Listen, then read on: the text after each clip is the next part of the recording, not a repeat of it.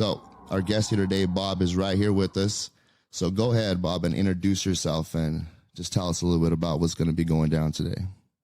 All right. So my code name's Bob, and basically I'm going to be going through my life story / testimony. And I've lived a pretty unique life, I think, and well, definitely unique, but we'll see how interesting you guys think it is. But I'll start out with my birth, and then I'll go until now. Yeah. I'm 28. It shouldn't take too long, but take your there's some time, interesting buddy. parts we'll dive into. Yeah. Take your time. We have up to 2 hours at the very most, so you got plenty of time. So yeah, go ahead. So before we start, I just want to let the audience know we talked a little bit before this, and these little things that this guy kept telling me kept getting more interesting. So I want you to go through all that. He has a very interesting story. I don't even want to ruin it. Go ahead. Start from the beginning. Okay, so my first thing is basically like I was born with a metabolic disorder called PKU. So PKU, and this will give it away to anyone who knows me. They'll figure it out right away. But I don't think that many people who know me will be listening, so it's okay. But basically, I couldn't digest protein because my liver is missing an enzyme that breaks down phenylalanine, and phenylalanine is found in all natural forms of protein. So growing up, I had to drink these like disgusting protein shakes that took that stuff out of it. And I had to eat a bunch of synthetic food, and I could only eat like fruits and vegetables. So I had like a pretty unique upbringing in that aspect. I had to have a lot of discipline to stick to the diet. I didn't break it once in the whole time that I had to be on it. So that means I was at sleepovers and whatever, birthday parties and stuff like that, and I would not eat anything that had high protein at all. Really quick, just to elaborate on that, did you feel like you were out of place when you go to your friend's house or your cousin's house and everybody's eating something and you couldn't? Did it kind of bother you? Did it, how did you feel about that? Like, did you think that, man, am I like a freak or something? And I mean that with all due respect, as a child, you start thinking these weird things. Yeah, no, so like in hindsight, it was really weird, but the thing is because I was so hungry all the time, I didn't really care what anyone thought. It was like it was a really interesting point of view that I had. I was like, and then people were pretty cool actually in general, but as you get into like teenage years and stuff, then it becomes weird because then people are like, they're more conscious of it. And then I started acting weirder as I got older because it affects your brain, like you need protein. It's just a fact. You need protein like to develop. And so for example, like my dad is like 6'4" and I'm like 5'9", and so like physically I didn't develop as well as I could have, but also mentally it kind of stunted me in social ways because, like for example, like kids would go to lacrosse practice or whatever, or basketball practice and stuff. And then they would go home and they would have like chicken or steak or fish. I would go home and I would have a baked potato. No, And that's just not enough, Absolutely, yeah. Yeah, so that's kind of how it was. That's how it worked out. And so like I grew up and because basically I wasn't getting fed what I needed mentally, I was really susceptible to like addictions. And so, Lionel, you know this, I told you before the show, but like, I was a big fan of Dragon Ball Z. And so I would watch Dragon Ball Z, and then one day the show wasn't on or something. And so I went on my mom's computer and I typed in free cartoons, and, lo and behold, like there was like hardcore porn that popped up because it was like the 90s, and so the internet wasn't super like secure, and so you type in one thing and it just goes, and you find out someplace you don't want to be. And so like it gave me like this positive endorphin rush, and like it got me hooked on it, right? Because normally men have problems with like lust and stuff, but if you're not getting that positive feedback from food all the time, when you find something external, it's really like it'll really hook you in. So the question, how old were you when you first started watching this stuff, pornography? I was like 6 or 7. Oh wow. Yeah. And how did you like from then on? Did you just watch it every day? Was it pretty vigorously? Did you have to sneak? Did you have to sneak around to watch it? Because this is back in the day. There was no cell phones. You'd have to be like on the computer. Yeah, Did you I, have I a? was sneaking around, I would also like if I saw magazines or something, then like pretty girls, like it appeared to me like I was super conscious of it from a young age. Like even girls my age, I was like already mentally sexualizing them when I was like a young kid, and Okay. that's not healthy for you because you're like they're just trying to play Legos or whatever stuff, and then you're thinking about, that inappropriate sort of action, that's going on in your head. Yeah, man. It's like I told you before, I have 2 episodes that talk about this, and there was a point in my life where I was watching that stuff, and yeah, it really doesn't do anything good for you. Kind of drains your energy, your motivation after a while. Um, it makes you look at women different. It makes you look at yourself different, and it Yeah. just changes how you have relationships and what you like and what you don't like, and things that should be normal are no longer normal. You need to do with the girl that you see on the what you're watching, just many different things, and it starts going down another path. Like any other drug. You start with weed, you end up with fentanyl. So the metaphor is you start watching stuff that you wouldn't normally watch, and it just keeps going on, and before you know it, it's just an addiction, and you don't even want to do it anymore. Yeah. Yeah. And there's a lot of shame too, especially at that age where like, I mean, kids were talking about like sex when they were in like their teenage years, like 12, 13 or whatever. And then I was already like, I already knew all about that stuff, And so I had to like pretend and because I didn't want people to find out. Yeah. And yeah, so it made you have like a double life sort of going. And just really quick, did you have any kind of religious, did you belong to any kind of religion in your family? If you weren't, did your family believe in anything? I'm just trying to get a view of the house, the upbringing in the house that you had. Yeah, no, I got no religious upbringing. I mean, I went to a Catholic But your grammar parents, they school. believe in, what did your parents believe in? Well, my dad would be like a lukewarm Catholic, so like Okay. a Catholic who doesn't practice at all. And then my The way you mom, say, I'm just laughing because the way you said it, it's fun.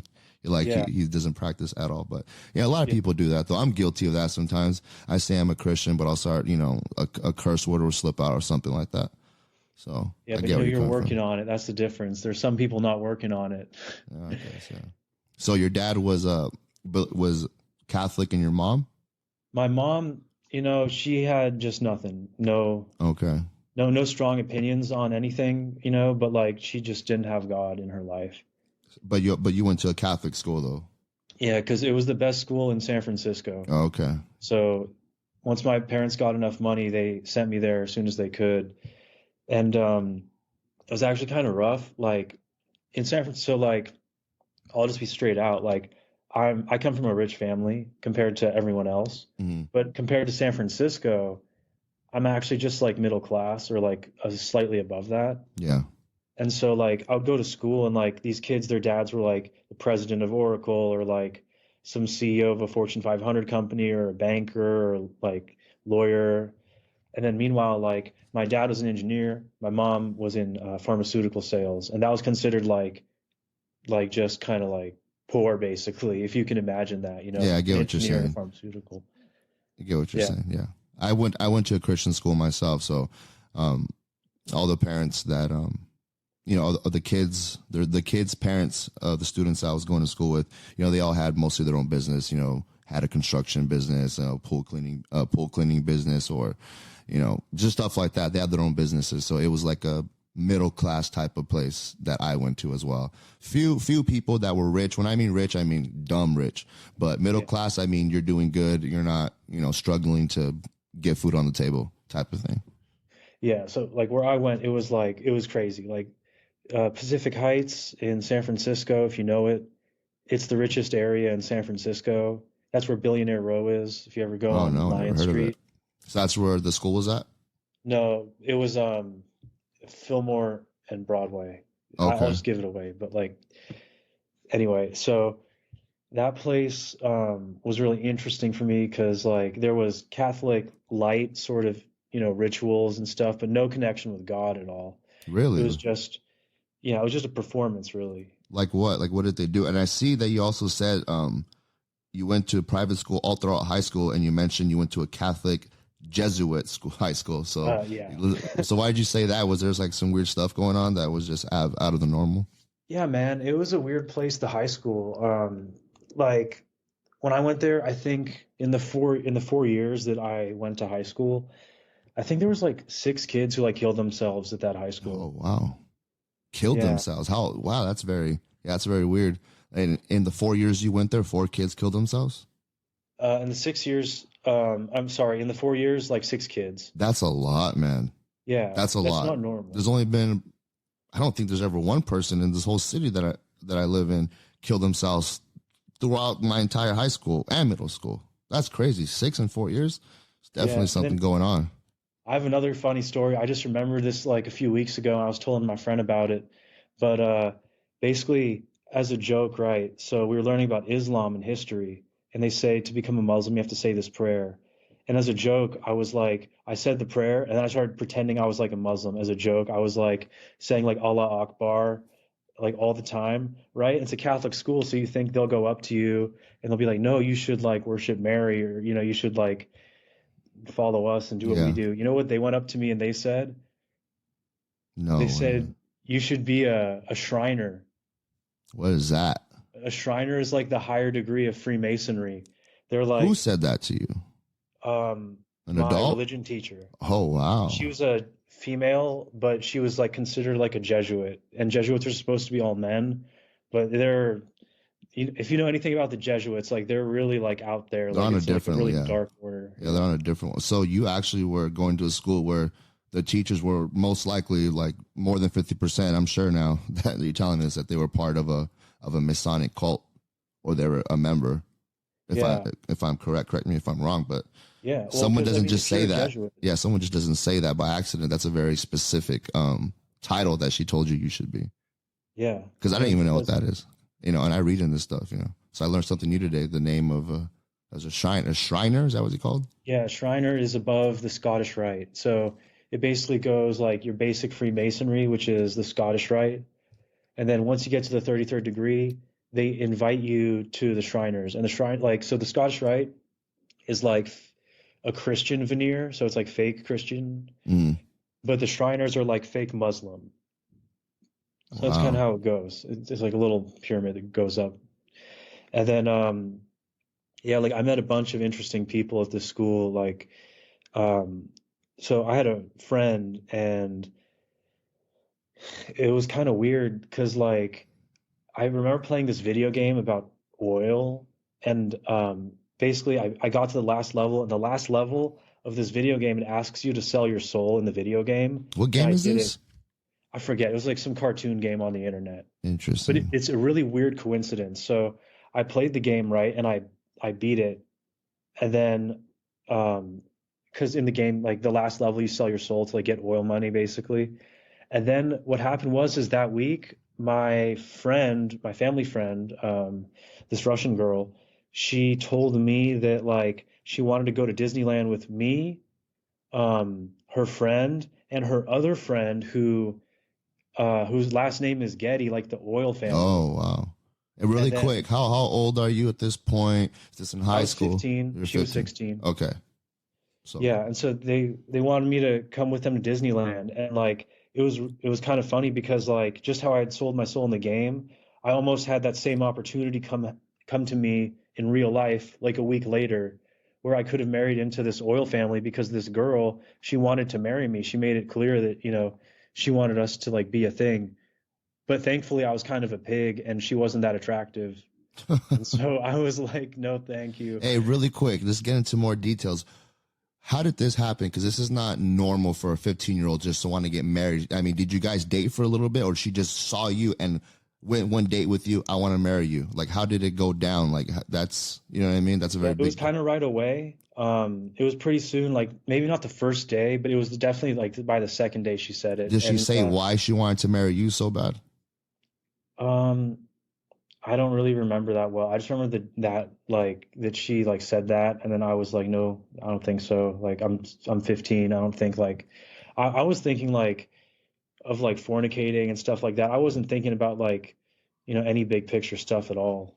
What was, um, I mean, how do you, with all this going on, like, how do you know, like, it was something that was that you were gonna be like, you're being asked, like you said, you could have sold your soul by getting married. What did they say to you that made you think that? I mean, were they saying something? Did the parents say something? Did she say something like, if you marry me, you're gonna get this, this, that, this is gonna happen?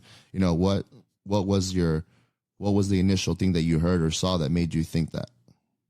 Well, when I was young, I was really stupid, so I didn't think at all. But like later on, I looked at some of her like posts and like her family, and like the Gettys, if you don't know, they're like this super rich oil family. Hmm.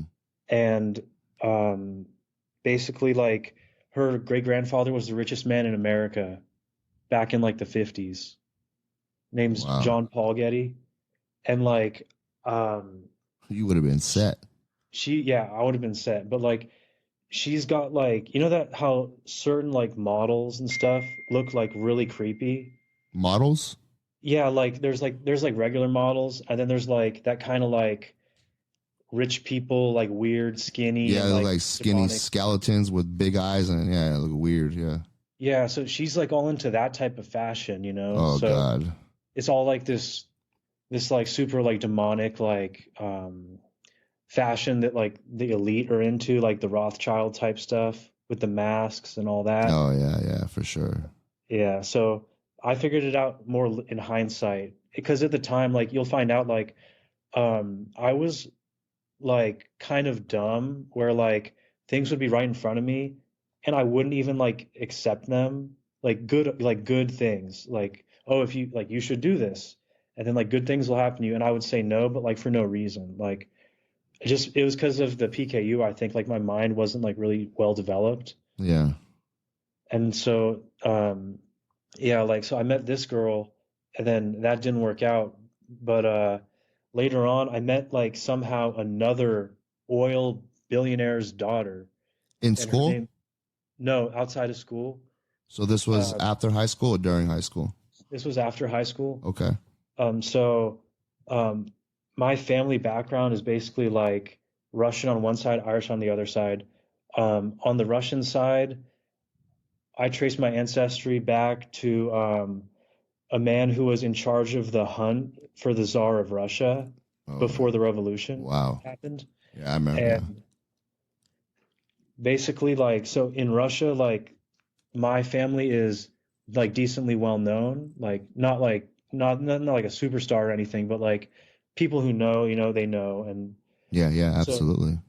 yeah, so this one girl, she flew into San Francisco from Russia, from Khabarovsk, and her dad was like in charge of all the oil and gold for Siberia. Wow. Like her name was like Valerie Sorokina. Like she's married now, so she doesn't have that name anymore. But basically, like she wanted to marry me too, and like it was just strange because like How long this did was you know another her? girl to do with oil, and I had made this stupid like video game like bargain, and then like I don't know, like I Oh think, wow, yeah, I didn't think about that. Yeah, yeah, yeah. connecting the two. So So how did you meet this girl, the other one? I mean, how did you meet her? so my babysitter's brother, no, my babysitter's sister married that guy Your who babysitter was the sister. oil guy. And so how did you run into her? Like at I just heard from my babysitter like, oh, like my niece wants to meet you, and so I talked with her and we met and we went, to Marin Headlands, and like we hung out like at my gym that I was training at, yeah. and basically she was like, yeah, like I want to get married, but like she was really big on going to nightclubs and stuff, and like I was just like, no thanks, like I don't want to go to nightclubs. I was really focused on training martial arts. Yeah. Like I was training like 2 to 6 hours a day, like endlessly for years, and basically like I didn't want to go to nightclubs, not because I didn't want to get laid, but because I didn't want to drink, and I thought that was part of it. And Yeah. so I didn't make good connections, in my head. I'm much better now, but It's hard to explain, but basically, like with PKU, if it goes really bad, like I never got this bad, sort of, but like you can get both like mental retardation and schizophrenia at the Okay. same time. Yeah. So it does like kind of shake your mind a little bit Yeah. Yeah. if you don't have it under control, but I had it under very good control for a long time. And so I How never is it got to see now? this. How are you now? You seem like a regular guy to me. Yeah, I'm doing really good also because I have a shot now that I take. Yeah. Yeah. And so I inject once a day. And the only side effect is it gives me some joint pain a little bit sometimes. But the plus side is I can eat like steak and fish and chicken and like, so it's worth it. I handled the trade-off very gratefully because, you know, like, I mean, I put on like 30 pounds since I started taking the shot. Good. That's very good. Yeah. Yeah, you need that protein, man, or else you're gonna be looking like a skeleton. But Yeah, you'll be burnt. let's get in. So with that girl, you just kind of blew her off and said, "No, I'm not interested," and she just pretty much left you alone. Yeah, So okay, so this is how old were you around this time with this that second? would be like 19. Okay, 19. You're still very young. Wow. So if there's anything in high school that you left out, go ahead and tell me. But I want to move on to this next part where you were saying how you got addicted to smoking weed or drugs, whatever it is you're addicted to. Let's get into that. What route did that lead you down? All right. Yeah. So that was one night after a party in high school. I came back, I went on Facebook, and I saw one of my like acquaintances, he posted a Joe Rogan podcast. Okay. And yeah, the podcast was about like pyramids and aliens and mushrooms and stuff Ancient, like yeah, that. ancient aliens nonsense.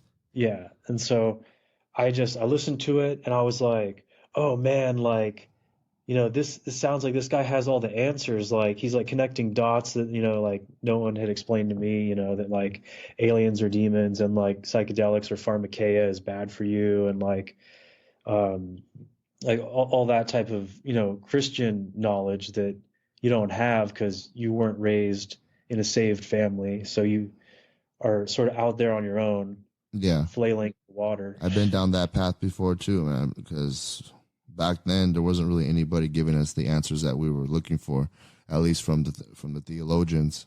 Or at least we weren't. At least I wasn't looking in the right spot. I mean, theologians have been around like Chuck Missler, before I was even born, talking about aliens and where they're from. But I mostly you got your answers from TV, Ancient Aliens, the History Channel, Art Bell, the guests that will come on there, and more recently like Joe Rogan is that guy. But I found my faith way before Joe Rogan was a podcaster. But did that lead you down a path of some new religion or anything like that? Yeah, so I started smoking weed a lot. Like at my high point, I was smoking like a quarter ounce a day, Oh which is wow, just like that's like dang, burning that's plants. like You know what I'm wasting saying? it. You ain't getting high Yeah, anymore at that point. yeah. So I I used, was I like used, walking. yeah, I used to smoke a lot of weed too, so that's a lot in one day. I mean, after like two joints, you're just burning it You don't up. feel it anymore. Yeah, You just enjoy the smoke more than the high, and yeah, that's kind having of how I something in your was. hand, it's a habit of wanting to smoke something. Yeah, Yeah, yeah. So I was smoking a lot, but basically I got deeper into it because Joe Rogan would have these guys on like Duncan Trussell or Graham Hancock or Amber Lyon, like, and all these people are like psychedelic explorers. Dennis McKenna, Terrence McKenna's brother, and they're all telling you about how like, oh, like this will open up your third eye, it'll give you enlightenment, you'll see angels and stuff. And so if you grow up spiritually neutered like I was, you're looking for something of meaning, right? mm, And on top of that, you're selfishly looking to like enlarge yourself in some way to like become more powerful. And so I basically saw this as like a gateway to like the elixir of life. I thought I could live forever. I thought I'd become superhuman, like Nimrod. Like I was so bad that like I had read the Bible when I was 16. I read it really fast. I skimmed it in like a night. I didn't sleep. That's how come I skimmed it, because I yeah, didn't sleep. And so basically, like I got to the part on Nimrod, and Nimrod, it says he became a mighty man in the earth. And then me being like a reprobate mind, I was like, oh, I'll do that too. Like not connecting the dots that he's like the bad guy in yeah, this whole story. yeah. The story doesn't end really well for him. You should have read a little more. Yeah. And so I got into martial arts and drugs, and Martial martial arts arts. taught What me martial everything. arts did you practice in or train in? Well, I specialize in jujitsu, of course, because that's what Rogan pushes a lot. So I Yeah. was all into that. But I did a lot of kickboxing, a lot of Muay Thai, I mean, and then I did some boxing and wrestling too, and I did Sambo for like 2 years, two, three Okay. years. Okay. Did that help you out at all with your with anything that was going on? Was it like a stress reliever thing for you, or were you just doing it basically just because of the Joe Rogan thing? Yeah, it actually helped me a lot because of my mental and physical health. I didn't play sports in high school. I got kicked off of teams for bad grades. And so it boosted my self-esteem a ton because I knew I could like beat people in fights who were like playing football and stuff. Yeah. And so I was like, oh, like this is awesome. Like, but the thing was, is like I kept I kept progressing, but like I didn't ever really get better than like my first like 2 or 3 years. Like I almost won like 3 tournaments. Like my first year, I came in second place twice and third place 3 times. Yeah. And so, but after that, I kept losing the tournaments. But I think that's because of more like my drug habit, basically. Oh yeah, yeah. And so the weed and the it turned into mushrooms, right? And then the mushrooms turned into like I went to Hippie Hill and Golden Gate Park, and I took what I thought was LSD, but it probably wasn't because I was in like another dimension for like 6 hours Well, in that's what Golden Gate LSD Park. does. It makes you trip, like you see in a But whole not nother as, dude, world. I took a little bit. I took like 2 tabs and I was like gone. Have you ever Like, have you ever taken LSD before that day? yeah, I'd taken one and I'd taken one twice Yeah. and it just made me feel like a little bit like a little out of it, a little like a little adrenalized maybe. Yeah.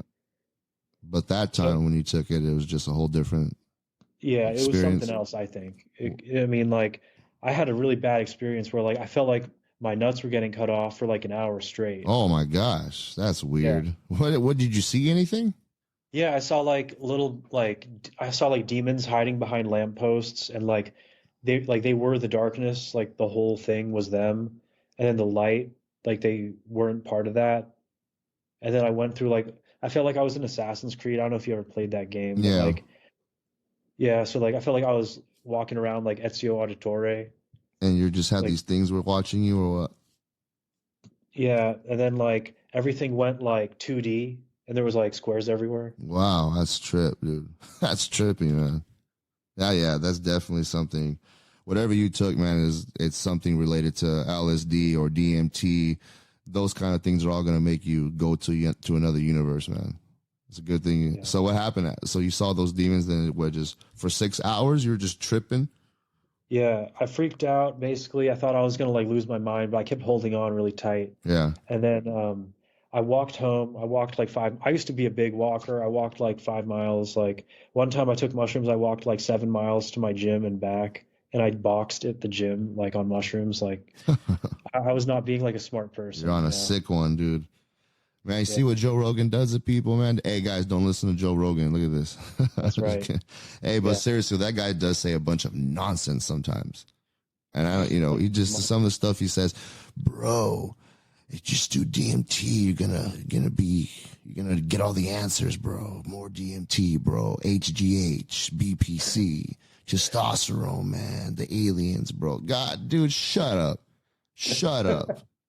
Just shut up already, dude. That guy's so ridiculous. He does have guests on sometimes that are very intelligent, but he is not the guest. The guests, some of the guests he has are intelligent, but he's just like, he doesn't get it, man. He just doesn't get it. He sees everything going on in the world and he still doesn't get it. But anyways, so after all that, you had your trip. Was that the day you're like, I'm gonna quit doing this stuff, or did you keep doing it? No, I kept trying to do it, and then I got really mad at my mom for some reason. I forget what it was, and I threatened to jump out the window. I just threatened to do it. I didn't have any intention of doing it, and I didn't do it. And so like, but she called the police and they took me away on a 5150. Oh no. And so I was in the psych ward for 3 days, and then they moved it up to like 10 days because I was spouting like Joe Rogan nonsense Oh basically. gosh, look at this guy. Yeah. And so I was in there for 10 days, and I got out, and then I got gooned, you know, when they send the people after you. What's that? Um, so like there's like these things called wilderness programs, and basically like they take bad kids and they like send them out to the woods. But most of the time, these kids don't want to go. Oh, I know what you're talking about. There's a whole documentary on that. So what happened? So what happened? Tell me the story about this. So I was in a facility for like 7 days. They analyzed me, and they're basically like, "Look, you're not that bad. We can't like keep you here because there's people who have real Real problems and they problems. need Yeah, to yeah, check yeah. out." And so they're like, "But we have two options for you. One is you go to like some other type of program, and the other was like you do a wilderness program. And the wilderness program is kind of sold me as like it's only 2 months long or Huh. 6 weeks. So I was like, That's a I can long do that. time. Like I'm pretty tough. Like I can handle like 2 months in the woods or 6 weeks in the woods as it was sold to me. And so I get there, they take everything from you. They give you a backpack and food and clothes and sleeping bag, and they send you out into the woods. The first day I got there, it was the first day of snow. The day I left, it was the last day of winter. And basically, I did these like hellacious hikes. It was really hard, and especially because I couldn't eat protein at the time. Oh yeah. It was brutal for me. It was Yeah. really tough. But like by the end of it, I had like acclimated and I was like super fit and like tough and I like nothing was like ever like gonna phase me or bother me at this point in time. Yeah. Not anymore. But like back in the day, um, like one time I wanted to run away from the wilderness program. And so they took us in a van to um, the mountains in Utah somewhere. And basically, I packed my all my clothes. I packed all of them on because I knew it was going to be really cold. And then I stuffed my pockets with food, and I just made a run for it. And I made it like 12 miles in the mountains to a gas station. And then I got a ride for like 40 miles from this random dude. And I had some whiskey and a cigarette with him. That was like my little like freedom, you know, treat. And then I got dropped off at Heber City, and then I walked like 27 miles to Park City, Utah. And Wow. I got a ride from a cop because I lied to him. I told him I was on vacation. I was just hitchhiking. Oh man. And so I got a ride for 2 miles, and then I walked for like another mile. And then all of a sudden in the back, when I'm about to hop the bridge over to Park City, I see these blue and red lights flashing. Yeah. And so we came back. It's like, dude, we got an alert. There's like a bearded blonde guy with all black. That was me, like who just ran away from a program. He's like, "Is that you?" And I'm like, "Yeah." Like I was too Okay. tired. I couldn't run from a cop at that point. So I made it 70 miles, and Yeah. then What was your plan to do? You're just gonna keep running away until you were broken. I mean, what was your plan? You're well, I just was gonna go to East Oregon because I had a girlfriend in East Oregon okay. that I met through like the rodeo circuit. So Okay. I did a little bit of bull riding, and I worked for a rodeo stock company, Okay. and that's how I met this girl. And she was the first girl who I slept with, like I was fornicating, right? And Yeah. so I was like 17 at the time, but I really liked her. And so I thought my plan would be if I escaped, I could go to her place and I could Yeah. just stay with her. That was like my plan. But So after what that, the, they caught you, and so what I went happened? back. Oh, they no punishment or anything? Is there any The punishment? punishment was I had to stay for 2 more weeks. Oh, okay. And really quick, how did they treat you there? Because I watched some documentaries on these shows, man, and some of these places, like, they don't treat you right. I mean, there was one where this girl was being molested. Some where the kids were being starved and not given water as punishment. Their freaking lips are all cracking, about to die any day. They're just punishing them. Crazy stuff. Did any of that stuff go on there?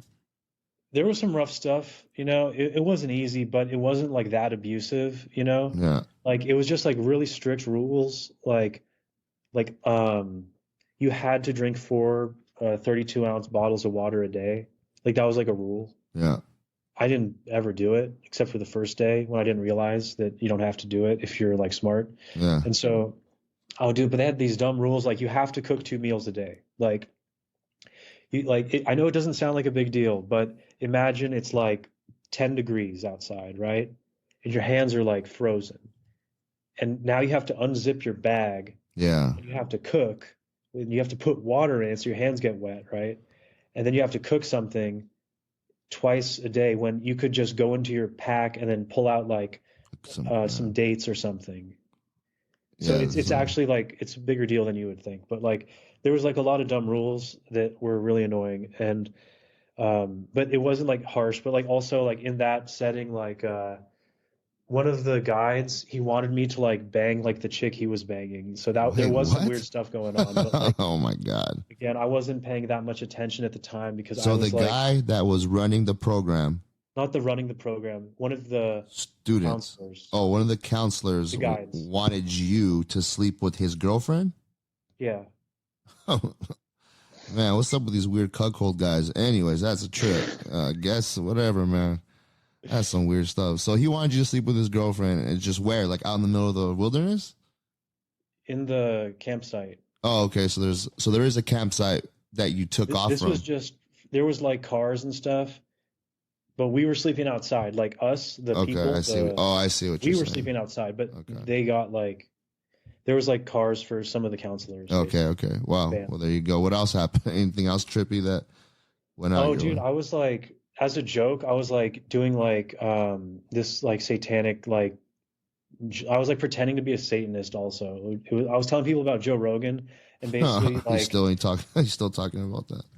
yeah, and then I was like also like oh like on my last day there, I was like let's burn like all of the sage that we have, like huge like like a bonfire like probably like a 15-foot radius, just a massive bonfire full of like logs, and then just threw tons of sage on it. So we're basically burning sage, which is like, that's like a cult thing, Yeah. like a voodoo thing. And then on top of it, as a joke, but how much of a joke is it if you're jumping around saying like "Hail Satan"? Like even if you're saying it in your head as a joke, like when you say it out loud, like that's like a really bad statement to make. You should never say that, even Yeah. as a joke. No, absolutely. I believe saying stuff like that does invoke, the entity that is listening, you know. Yeah, and I got big payback for that, when I got saved because I had built up all these demonic strongholds because of like Joe Rogan and psychedelics and like witchcraft basically, that when I got saved, I had spiritual warfare hardcore for like a year or 6 months or so. It was really bad. It was really, really tough. Um, but yeah, so back to that rehab thing, like that got done, and then I was in Idaho for like 6 months, and then I went back to the rodeo circuit after that. And I started riding a little bit more bulls, and I finished, or no, I didn't finish. I started some like city colleges and stuff. I moved to Colorado for a little bit, and then I moved back home, lived with my grandma, and basically like I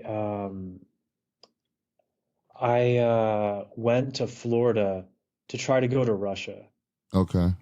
And so I was in Florida and I was like really messed up because I stopped caring about my health for the Really, first really time. quick. Yeah. How old were you during this time? And did you happen to go to rehab during this time? Or did you get out of rehab? Because I remember Yeah, I got you. out of rehab. I never went back. So My use when did like rehab happen? Let's go back a little bit on the yeah. story. What happened at the rehab? No, like when did you go to rehab? Like at Oh, when what? I was 19. Okay, this is after the wilderness trip or That before? is rehab. Yeah. Oh, that was the rehab? Yeah. Oh, okay. And you had to be sober the whole time there? Yeah. Did it help you? So when you got out of that, were you sober or did you go right back to Yeah, doing it other stuff? actually really helped me. I felt really good after. Like I didn't get cold. I didn't get tired. I didn't need much sleep. Like I was like a machine after. Oh, wow, okay, good. Yeah. And so Um, you wanted to move to Russia for what? What was your mindset? well, because like I was seeing like what was going on in America at the time, and like it was nothing good. Even this was before the whole.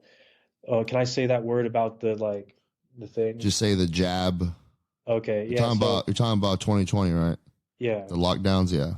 yeah. So before that all happened, um, I basically like was seeing what was going on, and I didn't like it, and I wanted to move to Russia because I thought, I'll take my chance with like the Russian people because I'm half Russian, they're very hospitable and like there's none of that stuff going on in Russia. I mean, I'm talking about something else now. There's none of that like gay stuff going on in Russia, with all the degeneracy and all that. Yeah, yeah, that's not tolerated over there at all. Yeah. Yeah. So, did you ever make it out there? I mean, I've been there twice, Okay. How did you but like it? Did you meet any? Do you have any family out there, or just? well, I have very few family left because they were all killed in the wars and stuff. Oh, wow! I did not know that. What war specifically? From the first to the revolution, and then by the end of the second war, there's very few of my relatives left in Russia. Oh, okay. Sorry to hear that. So, how was your trip in Russia? Did you live out there for any amount of time, or you just visit? Just like 2 months total. Oh, that's a pretty long trip. Yeah, it's kind of like a little Well, short stay. 1 month one time, then another month the second time. Okay, that's still a long time. A month is a long time to be out of your own country across the sea. I've been across the sea before, and kind of a little bit of anxiety because if you just want to go home, you can't just get in the car and go home. You have a whole day and a half flight ahead of you, So yeah, that's pretty crazy. So when you went out there, did you like it? Or did you want to stay out there? Did you find your roots out there at all? Yeah, it Find was a beautiful, man. It was really nice. And then like the Russian people, I mean, I guess not the men so much, but the women are really beautiful. Like, yeah, so there's that addition there. And then I actually hung out with that girl again when I was in Russia. But it was at that point we were just like friends basically. That's the second oil girl, or the first one. The second one. Oh, she was out there. Did you hang out with her? Obviously you did, but did you go? Like, how did you link up with her? You told her I'm going out there. Come hang out with me, or? Yeah, I told her I'm going to be in Moscow, and she's like, "Oh, I live in Moscow now," or she went to school there or something. And so we hung out. We just hung around Red Square for a while. Did she pull up in a Ferrari or something? Because you said she's filthy rich, man. The Yeah, oil no, money. she just took the bus. Yeah, I mean not the bus, the train. I don't know if Okay. you've seen the trains in Russia. No, I You haven't. might as well be pulling up in a Ferrari. Oh, they're really nice. Yeah, like the inside is like with statues and like marble, Oh, and you can beautiful. look it up on your spare time. It's pretty neat. Oh, wow, I didn't know that. Yeah, well, things are different than America, so a lot more. Right now, things out in America are kind of being built really bland. If you look at the buildings, everything looks like a jail or something. But It was called like the Palace of the People, like during Soviet times. But I don't think the Soviets built it all. But yeah. yeah. So moving on from that, you were talking about you weren't taking care of your health and you had a seizure or something like that. When did that Yeah. happen? So I went off my diet for like a month with PKU. Why though, and when did this happen during your life? I was 23 and Okay. I just stopped caring about my health. It wasn't like a depression thing. It wasn't like an anxiety thing.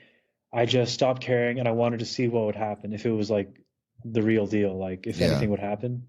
And it was very real because I had a seizure and I was in the hospital for like 10 days and then I went out to an apartment for 3 days after that, just barely recovering. Like it was real rough, I collapsed a lung and Oh wow. I broke my front tooth because I fell on my face when Ooh. I had the seizure. So did you learn a And lesson from that? What happened? Tell me how'd that recovery go? it was a long recovery, but I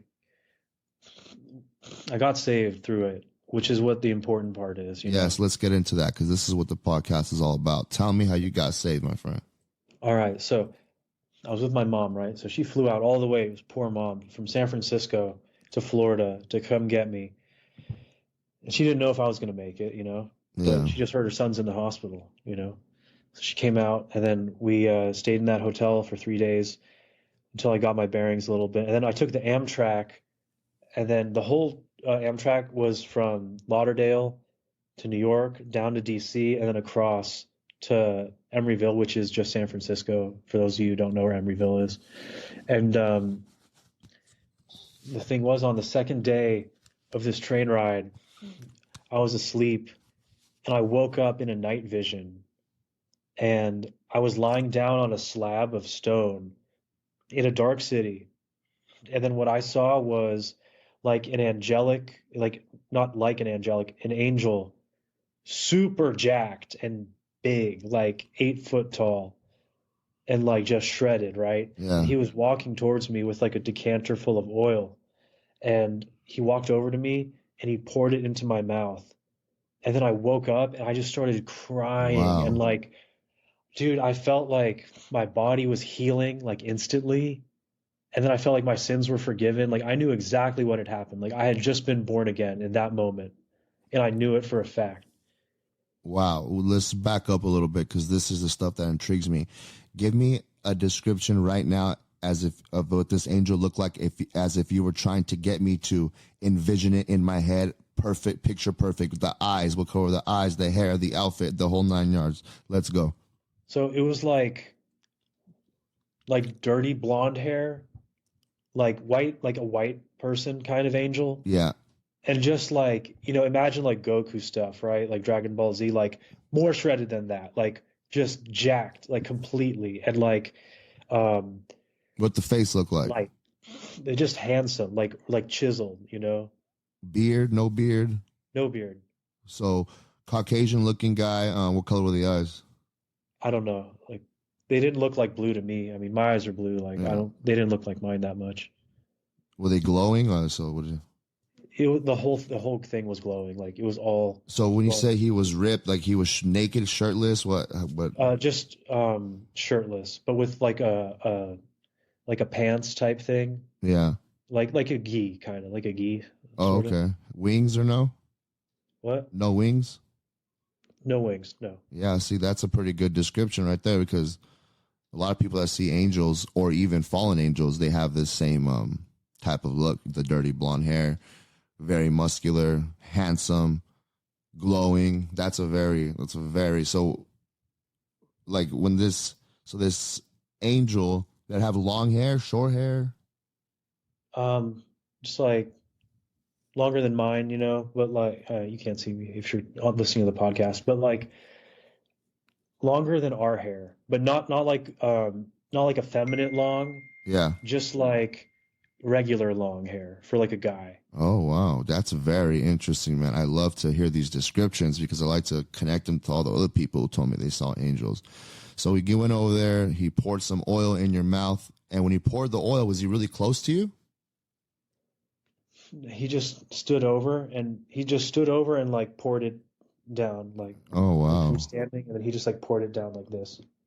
wow, what an amazing experience. So that's gonna be the cover of this podcast. I'm gonna try to ask AI to make me an angel that looks like that. That's awesome. So you woke up from this amazing miracle of this angel saving you. Yeah. Tell me again what happened right after that. I turned over to my mom and I started crying, and I was like, Mom, I feel like I've been born again. And like, I know it sounds really cheesy, but that was all I could say. There was no other thing to say. Because I knew there was no playing around. Like I knew what had just happened. And like even before that, like when I was younger, I always told God to myself. I was always like, you know what? Like, if you ever give me a supernatural experience, I will have no choice. I will be done. I will just follow and do whatever you say, and I'll take that as the sign. And if that makes me like, because I had read the Bible, so I knew like, blessed are those who do not see but still believe. And I Yeah, told him, I was like, even if I'm not as blessed as the people who don't see, I don't care. But if you reveal yourself to me, I will follow because that's all I need is just one sign. I won't reject it. yeah. So you woke up completely healed. Did you stay in the hospital longer after that, or you? No, like it went more from like I was feeling like I was going downhill to like I was going uphill in a good way. Okay, that's awesome, man. So Because the after I got saved, it was like a 4 to 6 month healing process till I got back to normal.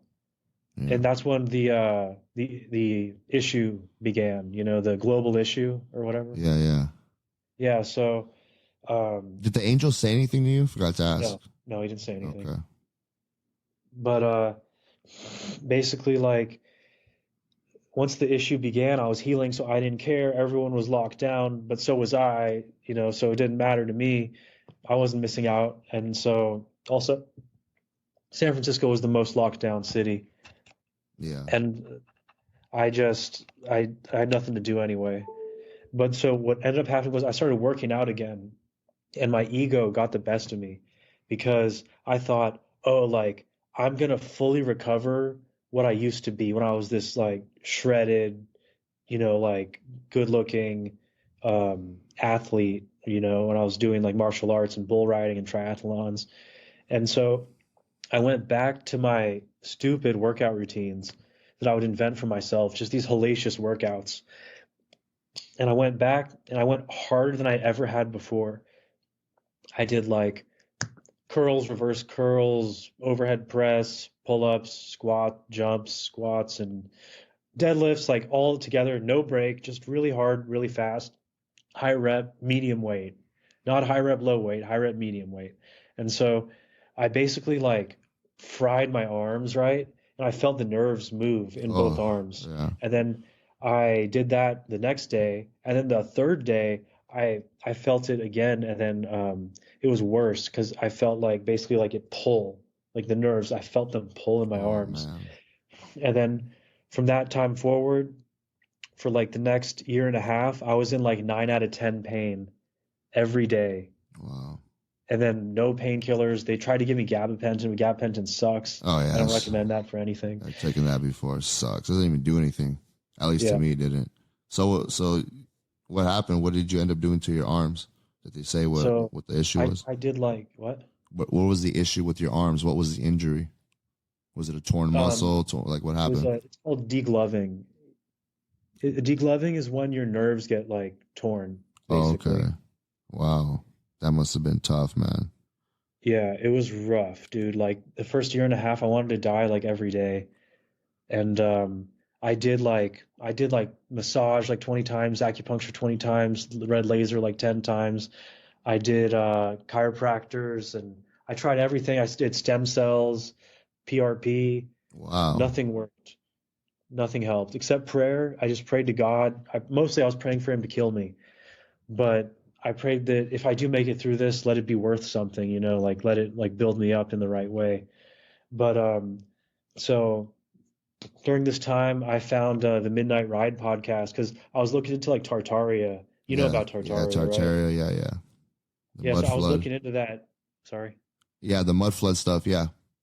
Yeah, so I Tartaria. was looking into that, and their video popped up, and so I started researching them. I saw that they were like tying the Bible into everything with history and stuff, and I was like, oh, that's cool. Like this is how like people should approach the Bible, tie it into everything, instead of just like have the Bible here, have science there, have your life here. Like it should infect everything logically, because if it is what it says it is, it's the most important thing in the universe.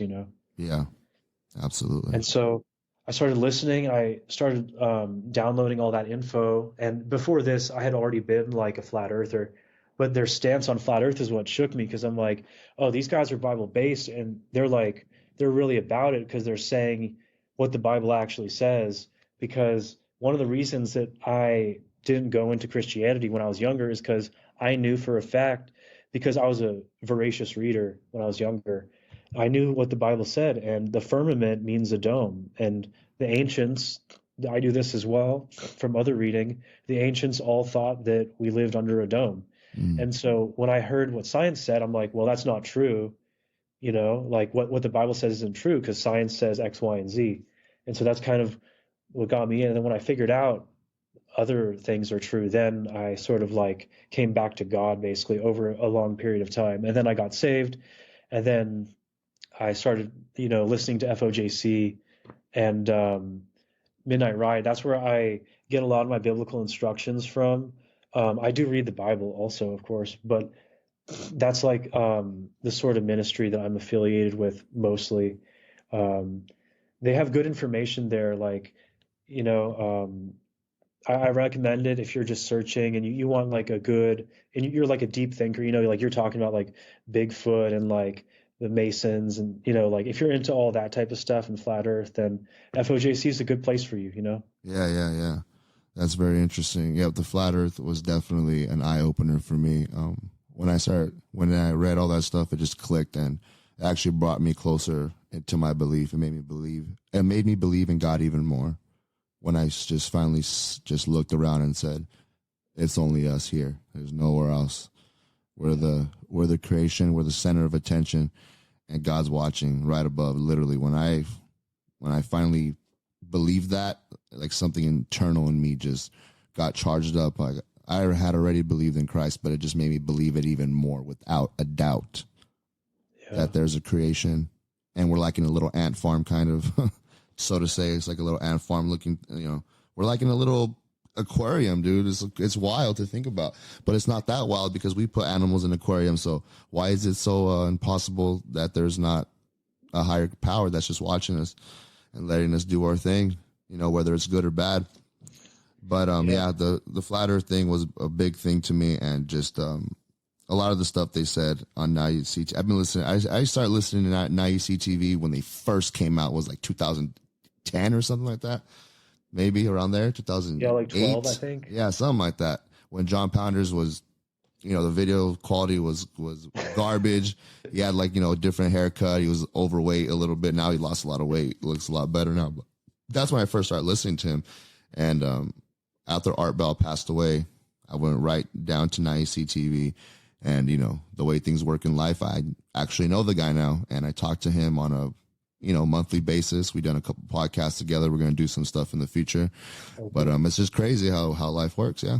NIEC TV is definitely a good one. And I'm happy to be a friend, for him to be one of my friends. So that's good, man. That's how I found your podcast.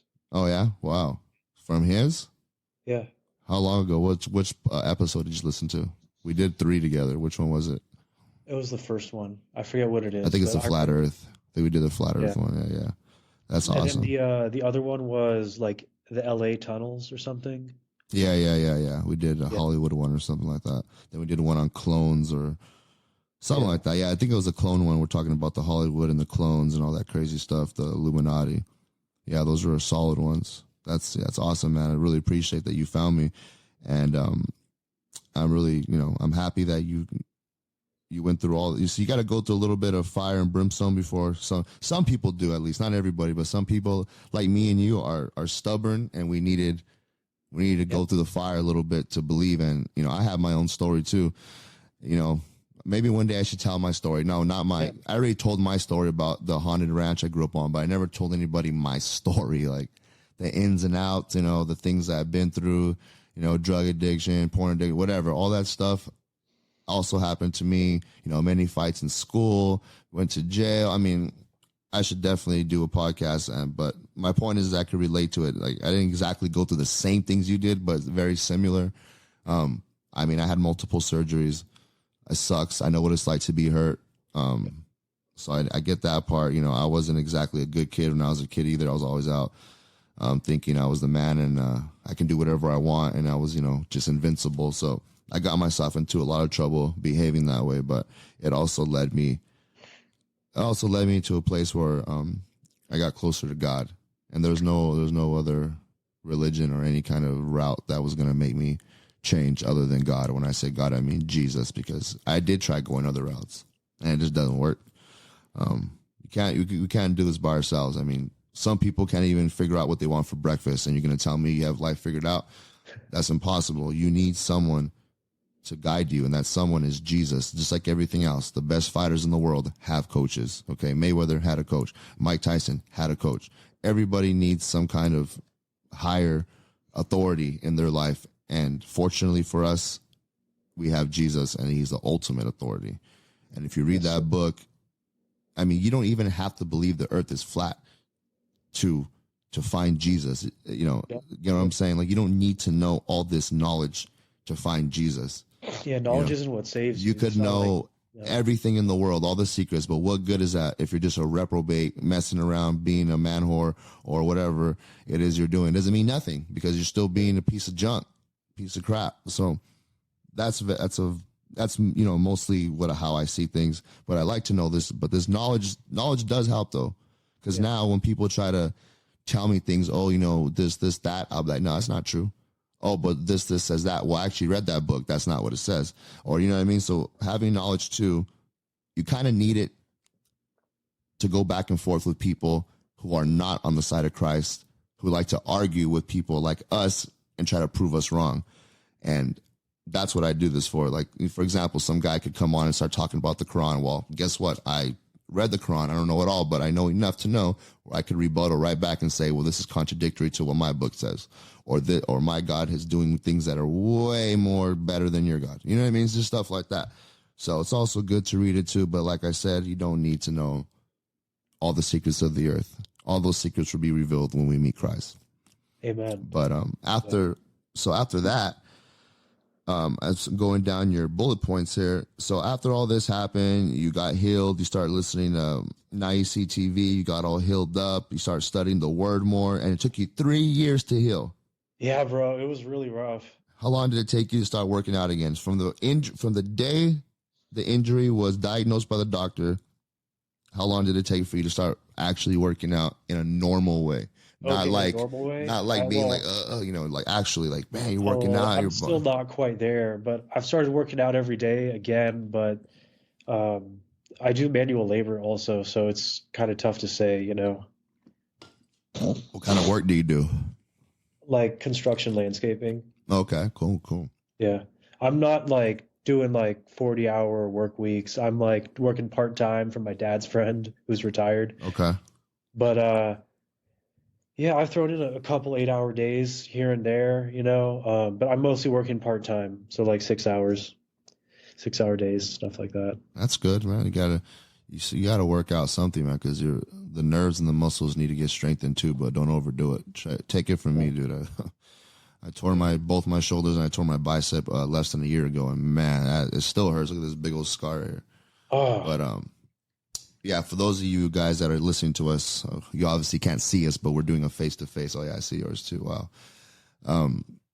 Yeah, it sucks, man. It sucks. I don't have my full strength yet, but I'm probably like about 85%, which is great because I was going nuts. The doctor put this big old cast on me. He said, "Oh, you're gonna keep it on for 2 months." After 2 days, I was like, "This thing is not gonna stay on me for 2 months." I was going crazy. I couldn't scratch myself. I couldn't move. I just got this anxiety, and I called him up, and he wasn't answering the phone. I think it was on this was like during 4th of July weekend, and I called him, and he didn't answer. I guess he was out, and I left the voicemail. I said, "Listen, with all due respect, I respect your decisions and everything, but I looked online about people who have the same surgery. This big cast is not necessary. I'm going nuts. So when you get back, you're either going to cut it off for me or I'm going to do it myself. There's no convincing me that I'm keeping this cast on. I want an open sling like a normal person because this thing was huge. I mean, it was just driving me crazy. It was so heavy too. And that thing weighed about 15 pounds. That's how huge this cast was. And I went in, he cut it off, and it was much better once he cut it off. My God, I needed to get out of that cast. And my arm was like a skinny little thing. Now it just looked gross. And my scar was probably as thick as my arm. That's how skinny my arm was. But yeah, I'm working out again, not hard. I'm probably never going to do a boxing competition probably ever again because I could tear anytime and it's not worth it. But I'll stick to the coaching and do my thing. But so after, so now that you went through all that stuff, you healed. When did you get married? How soon after that did you get married and meet your wife? So let's see. So I got hurt January 1st, right? New Year's. New Year's? Like 3 years ago, I got hurt on New Year's. Oh yeah, you just said that. Yeah, how could it be? Yeah. Okay. So it's okay. I got 3 years January, and then I met her in like mid-January, so a little over 3 years. I met her like maybe 2-3 weeks after it would be 3 years, and we're both Christians, so it moved pretty fast. So we got married March 9th, like last month. Oh wow! Congratulations! Look at you doing it the right way, man. That's good. You have kids? Are you gonna have any kids? Yeah, we're gonna try to have at least 4, but we got to get out of the Bay Area. This is no good place for kids. Yeah, man, you have to find a nice little small town. Even though I'm in California, the town where I live is very small. It's called the Coachella Valley. Yeah. And I think this is one of the few places in California where it's a good place to raise your kid. The cost is cheap. Well, it's cheap for California. Everything out here is very spacious. Yeah. Like like everything is far apart. Like it's not like the city where all the neighbors are just going on. Oh, are you good? Am I interrupting? My wife just got home. Oh, okay. So yeah, we'll cut this off in a couple minutes. But yeah, like I said, out here is a very nice area to raise your kids. It's not crowded. There's not a lot of gang activity or drugs or anything like that. So if you ever think about moving out here, it's a good place. And there's a lot of landscaping jobs out here. There's a lot of golf courses. So I mean, I think this is like the golf course capital where I live. There's so many golf courses, about 1,000 golf courses out here, literally. So very spacious area, very nice. During the winter season, it's beautiful out here. The mountains, we're surrounded by mountains, big snow caps, and we get best of both worlds. It gets really hot and it gets really cold. So other than the heat, though, man, the heat out here gets to 120. But anyways, that's cool. I used to live in Red Bluff. Oh, okay, where's that at? Between Sacramento and Redding. Oh, okay. I have family in Sacramento. Second hottest place outside of Death Valley. Oh God, yeah. It gets about 120 out here during the summer. Like in July, August, easily 120, easily. But I know your wife's home.